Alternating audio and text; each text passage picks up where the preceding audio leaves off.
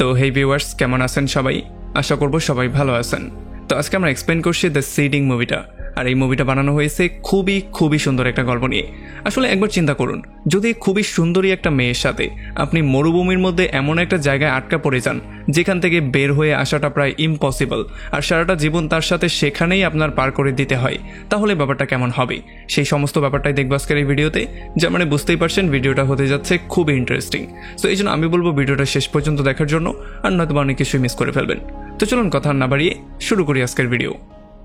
তো এই গল্পের শুরুতে আমরা দেখতে পারি ছোট্ট একটা বাচ্চা যে কিনা বালু কাদায় একাকার হয়েছিল, সে একটা মানুষের আঙ্গুল চাবিয়ে চাবিয়ে খাচ্ছিল। আসলে এই মানুষের আঙ্গুলটা সে কোথায় পেল সেটা আমাদেরকে দেখানো হয় না। তবে একটু পরে আমরা দেখতে পারি স্যাম নামের একটা লোককে, যে কিনা ঘুরতে ঘুরতে ঠিক একই জায়গায় এসে পৌঁছায়, মানে মরুভূমির ঠিক একই পয়েন্টে।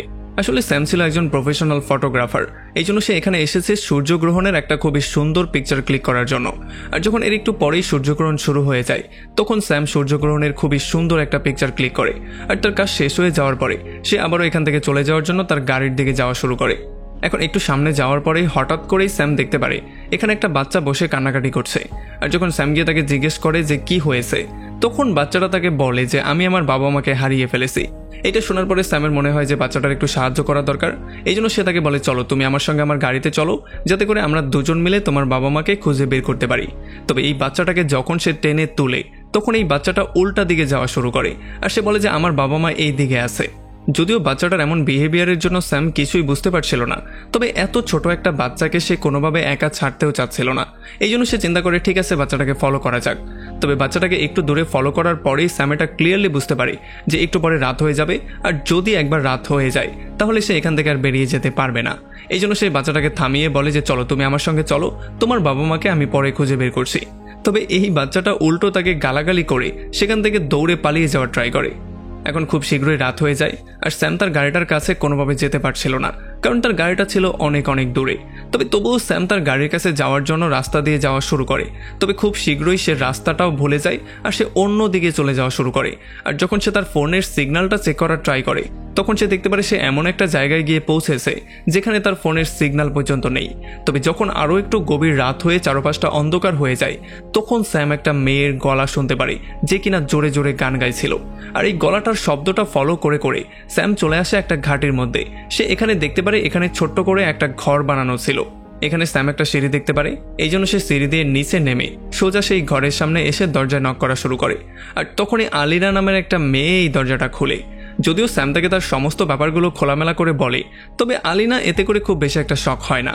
সে খুবই নর্মাল ওয়েতে তাকে ভেতরে আসতে বলে, আর এখানে বসে তার সঙ্গে খাবার দাবার খাওয়ার জন্য বলে। এরপরে স্যাম তাকে জিজ্ঞেস করে যে এখান থেকে বের হওয়ার কোনো উপায় আছে কিনা। তবে আলিনা তাকে তেমন কোনো অ্যান্সার দেয় না। আর যেহেতু স্যামের কাছে অন্য কোনো অপশন নেই, এই জন্য সেখান থেকে খাবার দাবার খেয়ে সোজা গিয়ে একটা বিছানায় শুয়ে পড়ে।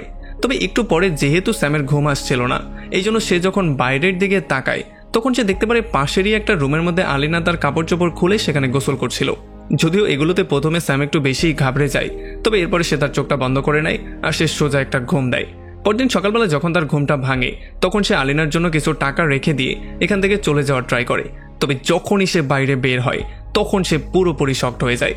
সে দেখতে পারে এই ঘরটার চারপাশে পাহাড় দিয়ে ঘেরা, আর তাছাড়া কালকে রাতের বেলা যে সিঁড়ি দিয়ে সে নিচে নেমেছিল, সেই সিঁড়ির নিচের পাটটাও কে যেন ভেঙে ফেলেছে। আর যখন সে এগুলো গিয়ে আলিনাকে জিজ্ঞেস করে, তখন আলিনা বলে এখানে যেই লোকজন আছে তারা তাদের কাজের জন্য মাঝে মধ্যেই সিঁড়ির এই নিচের অংশটা নিয়ে যায়। তবে ভয় পাওয়ার কিছু নেই, কারণ একটু পরেই তারা এটা আবার রিটার্ন করে দেবে। যদিও এরপরে স্যাম তাকে জিজ্ঞেস করে অন্য কোনো রাস্তা আছে কিনা বের হওয়ার, তবে আলিনা তাকে বলে যে না, এই ছাড়া আর অন্য কোনো রাস্তা নেই। আর এইটার জন্য স্যাম পুরোপুরি শকড হয়ে যায়। সে এখন বুঝতেই পারছিল না সে এখান থেকে বের কি করে হবে। তবে তবুও যেহেতু আলিনা তাকে বলেছে যে সিঁড়িটা নিয়ে আসা হবে, এই জন্য সে সিঁড়ির জন্য ওয়েট করা শুরু করে। আর আশেপাশে ঘুরে ঘুরে এখানে সমস্ত জায়গার পিকচারগুলোকে ক্লিক করা শুরু করে, যাতে করে এখান থেকেও কোনো একটা প্রফেশনাল ফটো সে পেয়ে যায়। আর একটু পরে স্যাম পাহাড়ের উপর দিকে ওঠারও ট্রাই করে, তবে যেহেতু ভয়ঙ্কর রকমের গরম ছিল, এই জন্য সে উপরে কোনোভাবে উঠতেও পারছিল না। এমন করেই তার পুরোটা দিন পার হয়ে যায়। আর পরদিন সকালবেলা সে আলিনার ঘরের মধ্যে পাহাড়ে ওঠার মতো জিনিসপত্র খুঁজে বের করার ট্রাই করে। এখানে সে অনেক কিছুই দেখতে পারে, তবে এখানে সে একটা হাতুড় পেয়ে যায়। আর এই হাতুড়টার সাহায্যে যখন সে পাহাড়ের উপর দিকে চড়ার ট্রাই করে, তখন উপর থেকে বাচ্চারা তার উপরে একটা জন্তুর মাথা ফেলে দেয়। এই জন্য সে ডিসব্যালেন্স হয়ে যায় আর সোজা নিচে পড়ে গিয়ে সেখানেই বেহুশ হয়ে যায়। আর এরপরে যখন স্যাম জ্ঞান ফিরে পায়, তখন সে দেখতে পারে এখন গভীর রাত হয়ে গেছে আর তার পাটা মারাত্মকভাবে ইনজুর্ড হয়ে গেছে, কারণ যে হাতুড়টা দিয়ে সে ওঠার ট্রাই করছিল সেটা সোজা তার পায়ের মধ্যে ঢুকে গেছে। এই জন্য সে সাহায্যের জন্য চিল্লাচিল্লি করা শুরু করে আর তখন আলিনা এসে তাকে সাহায্য করে। সে তার পায়ের মধ্য থেকে সেই হাতুড়টাকে বের করে আর যেহেতু এই ব্যথার জন্য সে তখনই বেহুশ হয়ে যায়, এই জন্য আলিনা তাকে সোজা ঘরে এনে তার চিকিৎসা করার ব্যবস্থা করে। এরপরে 2 দিন পরে যখন স্যামের অবস্থা একটু ভালো হয় তখন স্যাম সোজা বাইরে চলে আসে আর এখান থেকে আবারও চলে যাওয়ার ট্রাই করে। সে পাহাড়ের দিকে তাকিয়ে চিৎকার করে করে বলে যে আমাকে কেউ সাহায্য করো, এখান থেকে বের হতে আমাকে কেউ সাহায্য করো। তবে কেউই তার কোনো কথা শুনছিল না। এই জন্য প্রচণ্ড রাগ হয়ে সে ঘরের মধ্য থেকে আলিনাকে বের করে নিয়ে আসে আর সে তাকে জিজ্ঞেস করে যে হচ্ছেটা কি এখানে, আমাকে এখানে আটকে কেন রাখা হয়েছে, আমি এখান থেকে বের কি করে হব, আমি আমার পুরনো লাইফে আবারও ব্যাক করতে চাই। তবে আলিনা তাকে বলে যে আমি তোমার সাহায্য করতে পারি, মানে আমি তোমার দেখাশোনা এখানে করতে পারবো, তুমি চাইলে আমার সঙ্গেই থাকতে পারো। তবে স্যাম কোনোভাবেই তার কথা শুনছিল না। সে বলছিল আমার যেই কোনো ওয়েতে আমার পুরনো লাইফে ব্যাক করতে হবে। যদিও আলিনা তাকে একটু সিরিয়াস করে তার কাছে যাওয়ার ট্রাই করে, তবে স্যাম তাকে দূরে সরিয়ে দেয়। সে বলে যে আমি একাই ঠিক আছি, তোমার কোনো সাহায্য আমার লাগবে না। এর একটু পরে করবাস নামের একটা ছেলে তার বোনকে নিয়ে পাহাড়ের কোনায় চলে আসে আর যখন সে স্যামকে দেখতে পারে তখন সে স্যামকে ডাক দেয় আর স্যাম তাকে দেখার পরে খুবই হ্যাপি হয়ে যায়। স্যাম তাকে বলে যে আমি এখানে আটকা পড়ে গেছি, সো প্লিজ আমাকে এখান থেকে উদ্ধার করার ট্রাই করো। আর এই সমস্ত ব্যাপারগুলো শোনার পরে করবাসও তাকে অভয় দিয়ে বলে যে আচ্ছা ঠিক আছে, আমি রশি নিয়ে খুব শীঘ্রই এখানে ব্যাক করছি, ততক্ষণ পর্যন্ত তুমি এখানে ওয়েট করো। আর যখন সে চলে যায় তখন স্যাম খুবই হ্যাপি হয়ে করবাসের জন্য ওয়েট করা শুরু করে। এর একটু পরে করবাস তার কিছু বন্ধুবান্ধবকে সহ একটা রশি নিয়ে আসে আর রশিটাকে স্যামের কাছে দিয়ে তার মাজার মধ্যে শক্ত করে বাঁধার জন্য বলে যাতে করে তাকে সে টেনে উঠাতে পারে। আর স্যামও এমনটাই করে, সে পুরো শক্ত করে রশিটা তার শরীরের মধ্যে বাঁধে। আর যখন করবাস আর তার বন্ধুরা তাকে টেনে উপরের দিকে তুলছিল তখন অর্ধেক তোলার পরেই তারা স্যামকে নিয়ে মজা করা শুরু করে। তারা আর স্যামকে উপরের দিকে তুলছিল না, তারা স্যামকে নিয়ে অনেক রকমের মজা করছিল, যেমন স্যামকে দোলাচ্ছিল, স্যামকে উপর নিচে করছিল, পাহাড়ের সঙ্গে বাড়ি দিচ্ছিল, এমনকি তার একটা ফ্রেন্ড স্যামের উপরে প্রস্রাব পর্যন্ত করে দেয়। স্যাম বুঝতেই পারছিল না যে এগুলো হচ্ছেটা কি। তবে যখন তারা বেশি নাড়াচাড়া করছিল তখন স্যাম গিয়ে অনেক জোরে পাহাড়ের সাথে ধাক্কা খায়, যেই জন্য সে সেখানেই বেহুশ হয়ে যায়। আর এই সমস্ত ব্যাপারগুলো শোনার পরে অ্যালিনাও বাইরে চলে আসে আর সে তার নিজের ভাষায় বাচ্চাদেরকে উল্টাপাল্টা অনেক কিছু বলে, তাদের সবাইকে বকাবকি করা শুরু করে। তখন বাচ্চারা তাকে এই অবস্থায় রেখে দিয়ে সেখান থেকে চলে যায়। আর যখন রাতের বেলায় স্যাম আবারও জ্ঞান ফিরে পায় তখন সে দেখতে পারে সে আলিনার রুমের মধ্যে তার বেডেই ছিল। এখন সে এখান থেকে আবারও বেরিয়ে যাওয়ার ট্রাই করে, তবে যেহেতু তার শরীরের অবস্থা খুবই খারাপ ছিল, মানে তার শরীর আর চলছিল না, এই জন্য সে একটু সামনে যাওয়ার পরেই সেখানে পড়ে যায়। আর যখন সে এখানে অনেক জোরে জোরে কান্না করছিল তখন আলিনা এসে তাকে জিজ্ঞেস করে যে ভাই এটাকে নিজের ভাগ্য মনে করে এখানে থেকে যাও না, তোমার সমস্যাটা কি, তুমি বারবার চলে যাওয়ার ট্রাই কেন করছো? আর তখন স্যাম তাকে জিজ্ঞেস করে যে আমাকে প্রথমে এইটা বলো যে এই বাচ্চাগুলো আমাকে উপরে তোলার বাহানা করে আমার সাথে এত খারাপ ব্যবহার কেন করলো? তবে তখন আলিনা তাকে বলে যে এগুলো ফালতু ছেলে, এগুলোর কথায় কান দেয়া তোমার একেবারেই উচিত হবে না, আর তাদের সাহায্য নেওয়ারও তোমার কোনো দরকার নেই। তো এরপরে আমরা দেখতে পারি আস্তে আস্তে করে দিন পার হওয়া শুরু হয়ে যায়। এখন পুরো 2টা সপ্তাহ পার হয়ে গেছে আর এখন স্যাম নিজের ভাগ্যটা স্বীকার করে এই সমস্ত ব্যাপারগুলোকে মেনে নিয়েছে। সে এখানে আরামসে আলিনার সঙ্গে বাস করছিল আর যেহেতু আলিনাও তার সম্পূর্ণ খেয়াল রাখছিল এই জন্য আস্তে আস্তে করে স্যাম তাকেও পছন্দ করা শুরু করে দিয়েছিল। তবে একদিন সকালবেলা একটা বাচ্চা তার জন্য কিছু জিনিসপত্র নিয়ে আসে, যেখানে কিছু খাবার দাবার ছিল আর প্রয়োজনীয় কিছু জিনিসপত্র ছিল। তবে যখন স্যাম এগুলো দেখতে পারে তখন সে তাকে জিজ্ঞেস করে যে এগুলো কে দিয়েছে এবং কেনই বা দিয়ে গেল।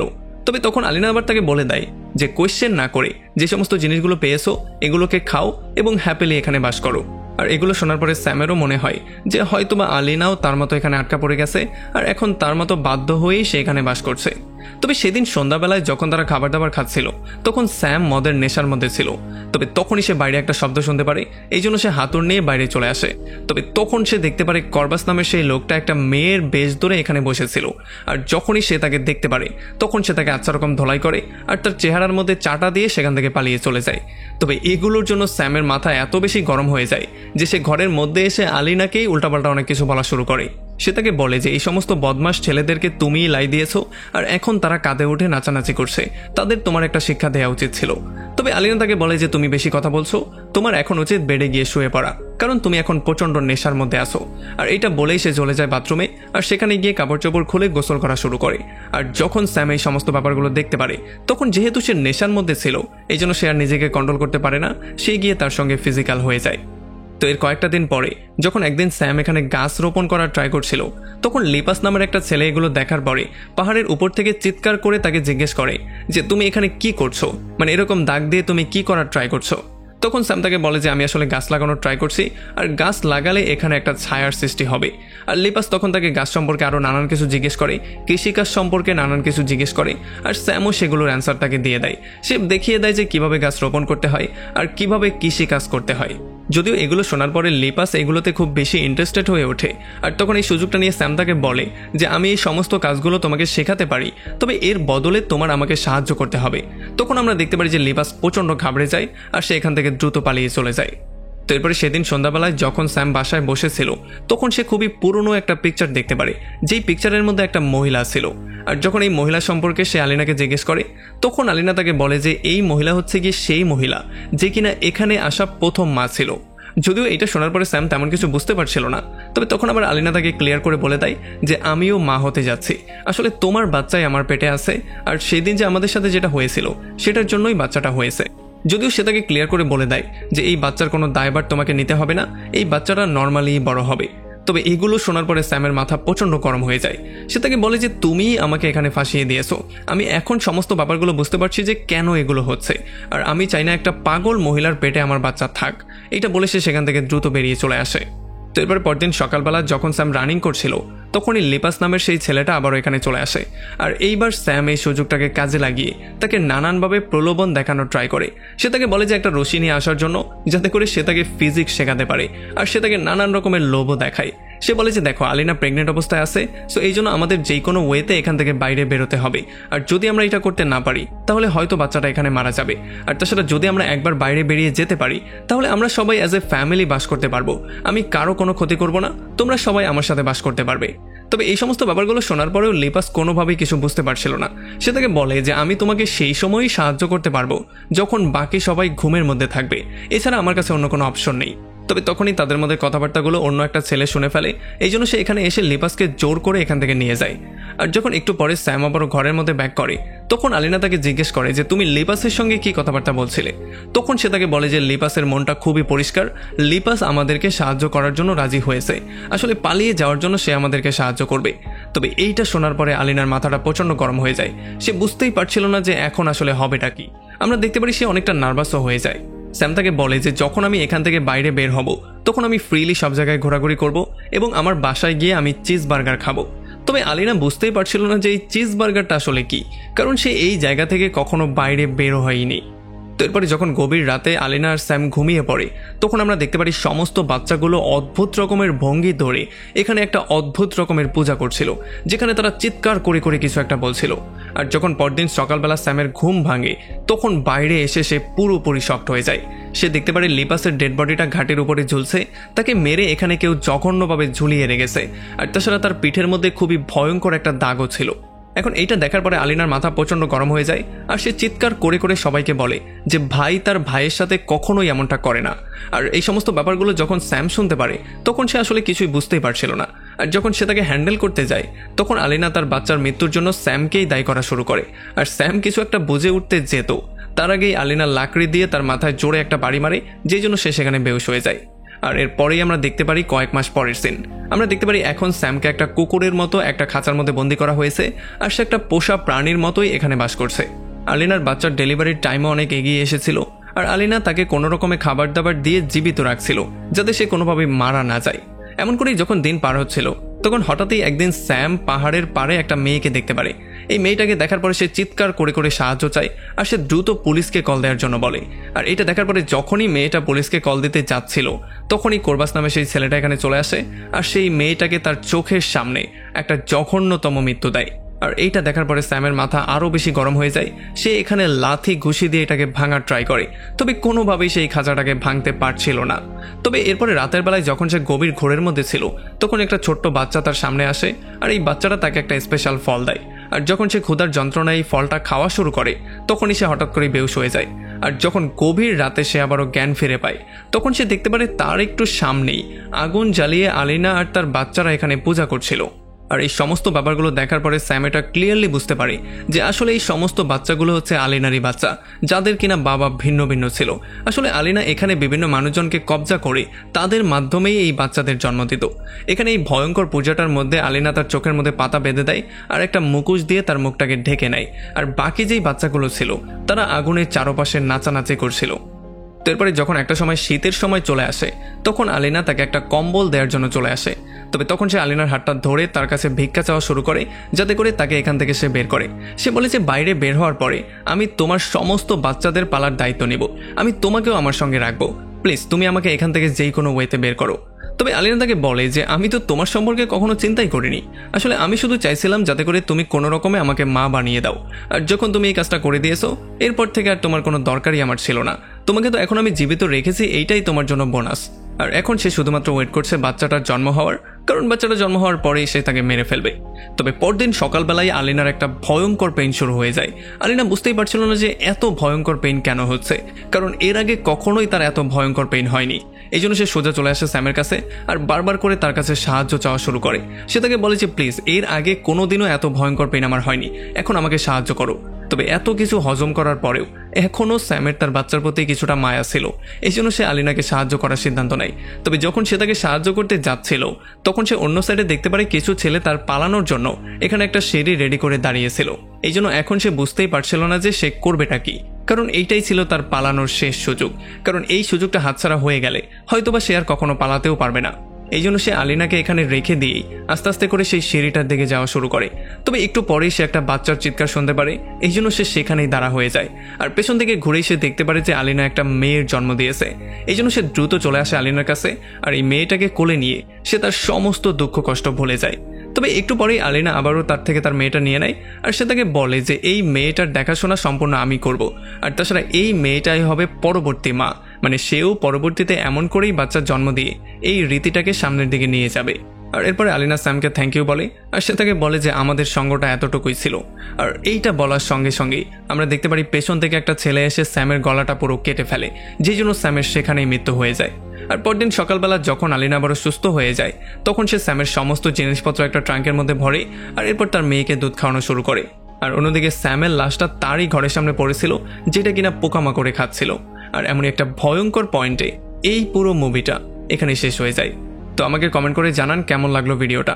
আসলে এমন কোনো রীতি যদি আদৌ দুনিয়াতে এক্সিস্ট করে তাহলে সেটা যে কতটা ভয়ঙ্কর হবে সেটা আমি কল্পনা পর্যন্ত করতে পারছি না।